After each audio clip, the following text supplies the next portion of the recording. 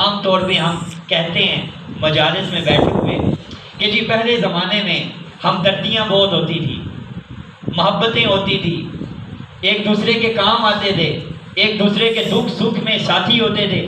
آج تو افراتفری ہے، نفسا نفسی ہے، کسی کو خبر ہی نہیں ہے اپنے پڑوسی کی کیا ہو رہا ہے۔ اس کی وجہ کیا ہے؟ اس کی وجہ بھی یہ نماز جماعت کے ساتھ نہ پڑھنا ہے۔ کیوں؟ اس لیے کہ اس نماز کی اجتماعیت کا مقصد یہ ہے کہ مسلمان آپس میں دن میں 5 مرتبہ ملیں۔ جب وہ 5 مرتبہ ملیں گے نا تو ایک دوسرے کی خبر گیری ہوگی، پتہ چلے گا کون ٹھیک ہے کون بیمار ہے۔